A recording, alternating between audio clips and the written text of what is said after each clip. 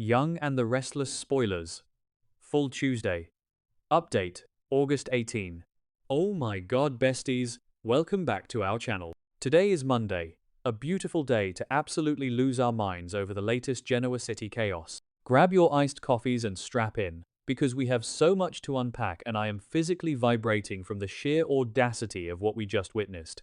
You guys, I am deceased. Stop what you are doing and listen to me now. I am literally filming this while I am running errands, literally pacing back and forth in the parking lot of a Target, because I just had to jump on here and vent. Wait, we need to talk about this now. Billy Abbott has officially, genuinely, straight up lost his entire mind, and I am literally shaking. I am not even exaggerating. My soul has actually left my body and is currently floating somewhere above the GCAC bar. We're not just watching this show anymore, besties. We are invested, and I am personally offended by what is happening right now with this Chancellor Industries hostile takeover nonsense. Wait, backtrack for a second. I missed a step. Okay, so if you remember from the other day, Billy basically crashed Lily and Kane's celebration party, which is honestly so unhinged. Who even does that? To drop the mother of all bombs.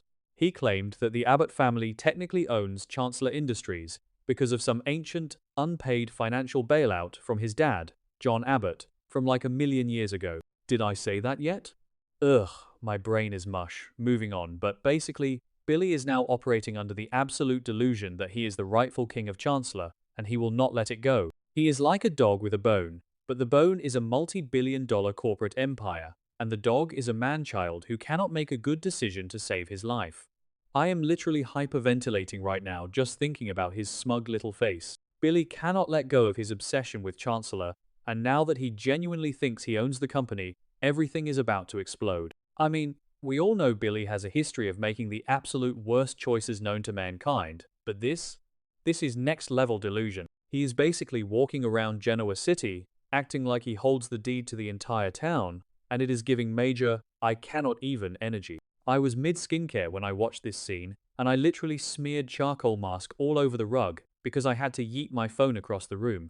He is officially on my do not perceive list. I am so done. And don't even get me started on the vibes over at Chancellor, because Lily Winters is not having it. Bestie, be for real right now. Did Billy honestly think Lily was just going to roll over and hand him the keys to the kingdom? Lily has bled for that company.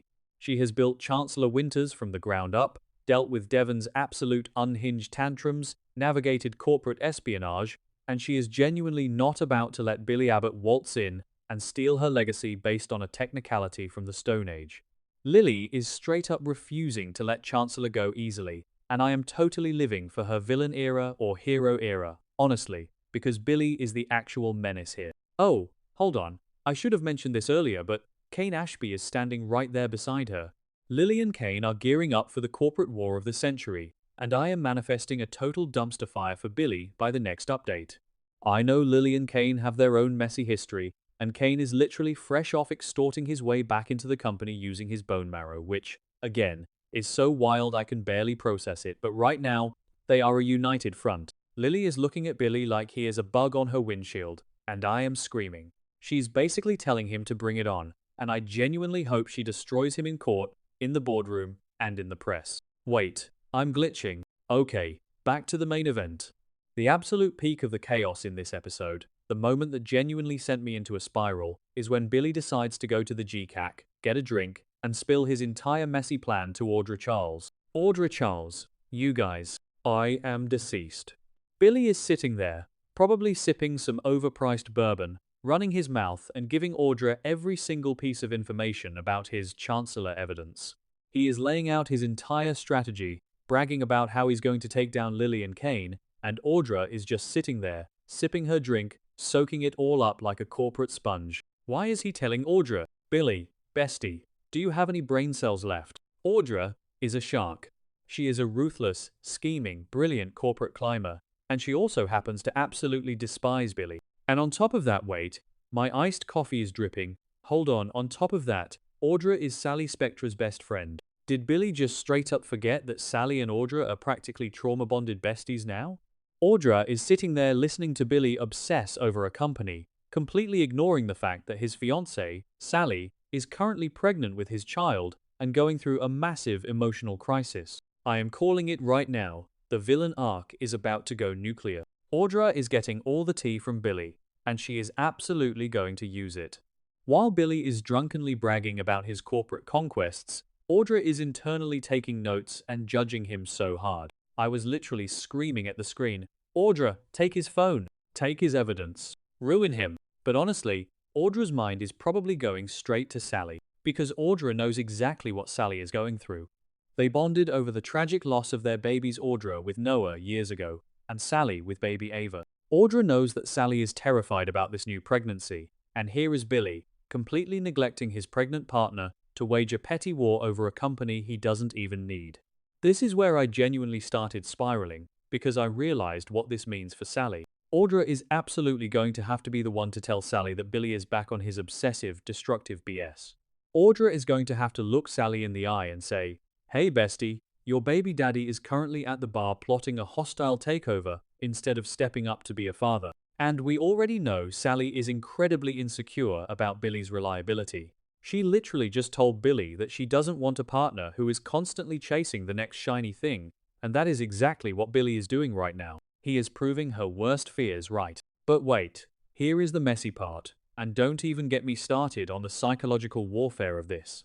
Sally knows that Audra hates Billy, so when Audra comes to Sally with this information, is Sally going to believe her? Or is Sally going to think Audra is just trying to sabotage her relationship because of her own vendetta against Billy? You guys, this could cause a massive rift in Sally and Audra's friendship, and I am not okay with that. They are the only healthy female friendship we have right now. If Billy Abbott ruins Audra and Sally's bond because of his stupid Chancellor obsession, I will personally riot. Send help. Okay, let me catch my breath. Deep breaths. Inhale the drama, exhale the stress. Moving on to the Abbott mansion, because the chaos is literally everywhere.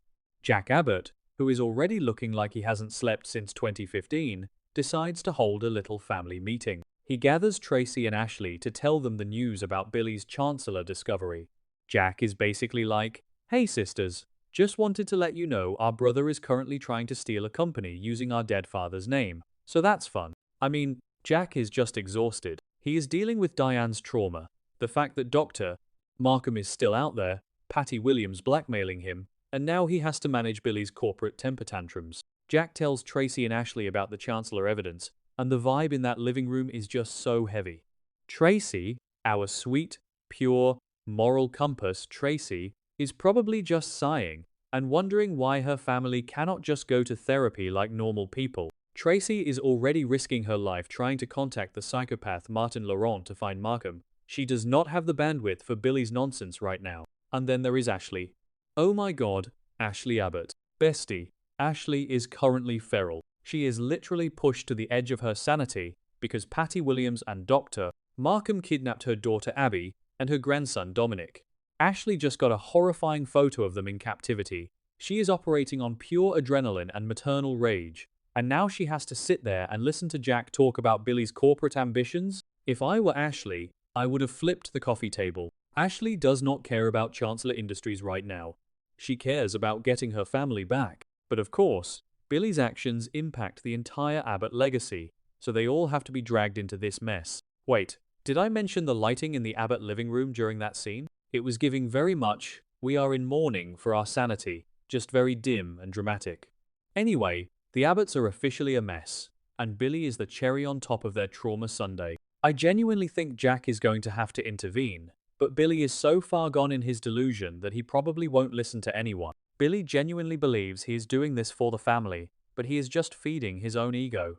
It is so toxic, and I am straight up addicted to the drama. Oh, hold on. I completely forgot about the hospital drama. Let's pivot, because my brain is buffering again. We need to talk about Nate Hastings and Stephanie Simmons, because this is the only storyline right now that isn't making me want to pull my hair out. So, Nate recently had this massive epiphany that he wants to return to medicine. He was inspired by Devon quitting the corporate world to start a non-profit, and Lily gave him her full blessing to leave Chancellor Winters. Nate is finally realizing that he belongs in a lab coat, not a suit, and I am genuinely so here for it. Enter Stephanie Simmons. Stephanie is going out of her absolute way to help Nate get his medical career back on track. She is putting in the work, pulling strings, and doing everything she can to support him. And honestly, it is so sweet because Stephanie has that deep connection to Nate's late mother, Dr. Olivia Winters. Stephanie and Olivia were close friends, and you can tell Stephanie looks at Nate and sees Olivia's brilliance in him. She is basically acting as his mentor and guardian angel right now, and it is giving me all the feels. I was watching Stephanie encourage Nate, and I literally teared up. Nate's hands were injured so badly years ago, and he thought his surgical career was over forever. But now, with new medical advancements and Stephanie's unwavering support, he is actually looking into surgeries to fix his tendons so he can hold a scalpel again. It is such a beautiful redemption arc for Nate. He got so lost in the corporate greed, fighting with Devon, betraying his family, but now he is finally finding his way back to his true passion. I am manifesting a full Chief of Surgery era for Nate Hastings, and I will not accept any other outcome. But even with Nate and Stephanie giving us wholesome content, the dark cloud of Billy Abbott is still hovering over the entire town. I just cannot stop thinking about that bar scene with Audra. Billy is so arrogant, so sure of himself, completely unaware that he is handing the exact weapons needed to destroy him to a woman who would love nothing more than to watch him burn. Audra is going to take that Chancellor information and she is going to weaponize it. Whether she uses it to protect Sally or uses it to advance her own career, Billy has made a fatal error. I am literally pacing again. My neighbors probably think I am insane, just yelling into my phone about Chancellor Industries and hostile takeovers. But you guys understand. We are in the trenches together. This episode set up so many explosive conflicts. Lily and Kane are going to war against Billy. Jack, Tracy, and Ashley are being dragged into the crossfire while dealing with literal kidnappings. Audra is holding the keys to Billy's destruction, and Sally is sitting at home, pregnant and terrified, about to have her heart broken by the reality of who Billy truly is. I am calling it right now. By the end of the week, Genoa City is going to be a smoking crater. Billy's obsession is going to cost him everything. He might think he is winning Chancellor, but he is going to lose Sally, he is going to alienate his family, and he is going to make an enemy out of Lily Winters, which is a battle he cannot win. Manifesting a total, absolute dumpster fire for the next episode. I need to go lay down in a dark room and process my emotions, because I am too unwell to handle the gravity of these events. Make sure you comment down below and tell me how much you are screaming right now, because I need to know I am not alone in this spiral. Love you besties, bye.